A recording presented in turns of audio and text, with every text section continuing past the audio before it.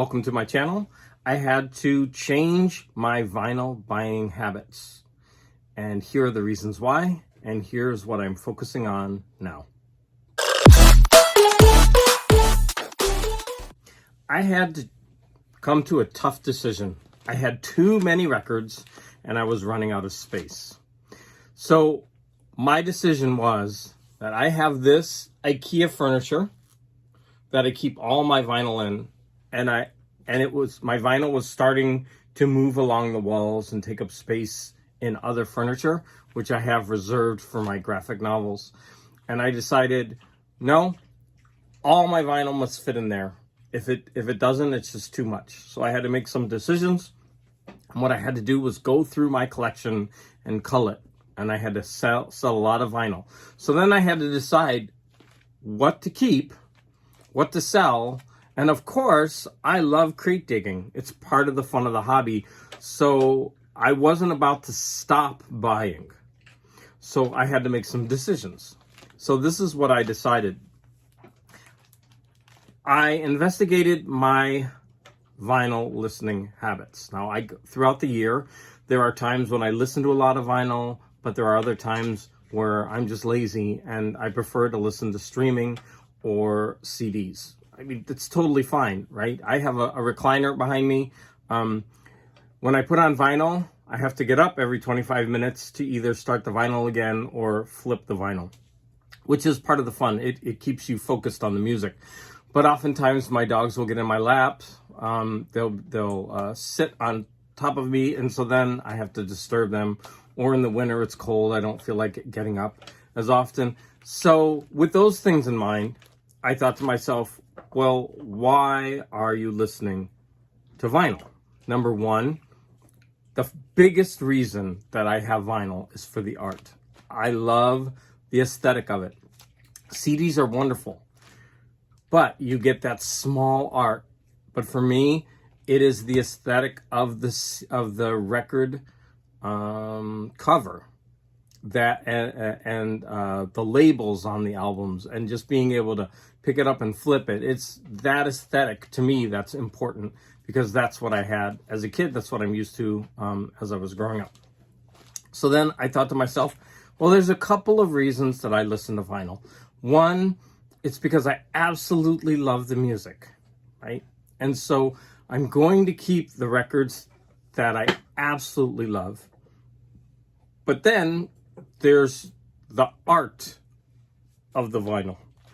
And I decided to focus on vinyl that has artistic covers so that I could use them as showcases and display, and also as an education for me, right? So I'm going to show some examples. You can see some examples of the kind of records I'm displaying.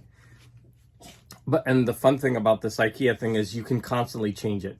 So for example, I could put all one type of record, one type of art. Okay, so it's a lot of fun constantly changing that. So for example, here are two records that I had as a kid, and I'm never going to get rid of them because they have sentimental value. I mean, you could see how beat up this is. I mean, the back too, it's just all, but these records are not going to leave my collection. Even though they're beat up, it's because they have sentimental value. The only time I would get rid of these is if I were to buy a newer copy and then give these to someone just getting into vinyl. Right? And I mean, this is an excellent one to have on vinyl. Well, so is this. Okay. So then I'm going to show some examples of records that I still buy new. So, sorry, that was another reason that I had to limit my vinyl. Like, the vinyl prices are getting very, very expensive, right? Kind of out of control. So, you know, you're going to pay $30 to $40 pretty much when it comes to tax, right? You're going to pay $30 to $40 for a brand new vinyl. And I mean, that's fine. There's a lot of work and time that goes into making these, but that just means I need to be selective in the ones that I'm going to purchase. So I make a point of every record store day going out and picking up some new vinyl. And if I don't like any of the selections, I at least buy something from the shop, right, to support them. So this is going to be some examples of new vinyl that I still buy, right? For me, it's all about the art. Like, of course, I love Fleet Foxes. I love the music. I could listen to this on CD, and I know some people say it's not the same, but I think for my vinyl setup, I don't have the best vinyl setup. I have a really decent vinyl setup, but I think for me, right, the listening experience isn't as good as some others who have really high-end equipment. So for me, it's about the art. So that's something, and this is a, gatefold, gorgeous. This is another new record. I just bought this one. I haven't opened yet. I mean, look at that cover. It's stunning. So when I saw this one for $19, I wanted it in my collection. But see, the thing is, this is a display piece. I mean, look at that. It's gorgeous. Some other vinyl. These I actually got as Christmas presents, right? So these, I'm a big fan of the Studio Ghibli movies. So look at these. These are artistic pieces. Of course, I can listen to the soundtrack, but this is a beautiful piece of art. So what I've really been getting into, my recent vinyl purchases have been bargain bin vinyl. That is, artistic in nature, and that will give me an educational experience, right? And also, I listen to a lot of vinyl when I'm reading. So I'm moving kind of toward the instrumental and orchestral type of vinyl. So, for example, I recently bought this one for a couple bucks. I mean, I've never heard of him, but look at this gorgeous cover for a couple bucks. I've been getting into a lot of the vinyl, the classical vinyl, especially from the German gramophone, Deutsche Grammophon, sorry if I mispronounce it. Okay, and they have these wonderful artistic covers. Now, the problem with this is there's a lot on this label where they just have the composer, and some of those might be great recordings, but I never pick them up because I'm more interested in the art. So later, I will investigate this record label and see if there are any really good ones that I'm missing. But in the meantime, I'm grabbing these artistic covers, and it's a really great piece of art. And then I'm also picking up these older records. And another thing is, many of these records that I'm picking up, they don't have CD releases. That's another interesting thing where you can move your vinyl into areas where they're not available in other formats. Of course, this one is, but look at that cover. It's gorgeous. I mean, for a couple bucks, each one of these, this one I think I paid a little more, maybe 6 or 7, but it's significantly less than the new vinyl. And look at that cover. It's gorgeous. I'm sure this one is available on CD. I don't know how readily, but look at that. It's a stunning cover. And this I'm sure I got just for a couple bucks. And so here's another one. Like, I don't know who this person is. I actually think this person is a little bit famous in the country music. I don't know. See, the thing is, I recently picked this up and I've got to listen to it.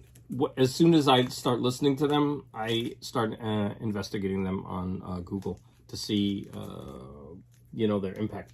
Anyways, it's a great cover. I think I got this one for $1. And here's another one, Nat King Cole, 2 in Love.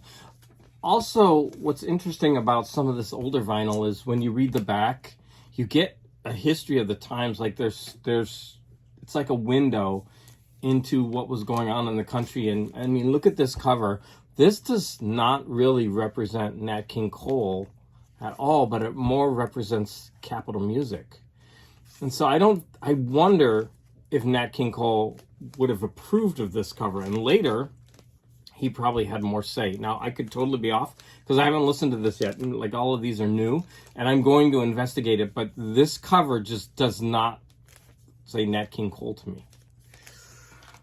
All right, so like I said, I had to change my vinyl buying habits for my purposes. They're not going to be the same for everyone. And of course, throughout my vinyl buying, I've gone through different phases. So right now I'm focusing on artistic showpieces that I can get an education from.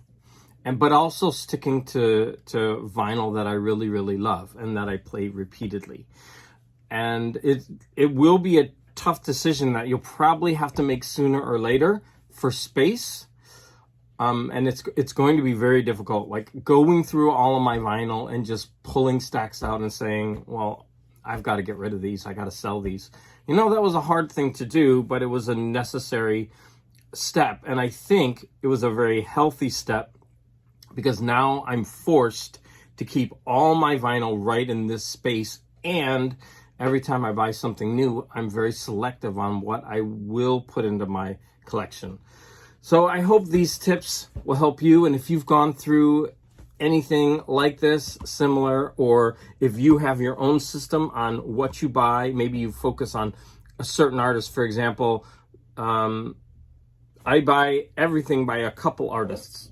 Everything that they put out, right? Because they're just my favorite artists.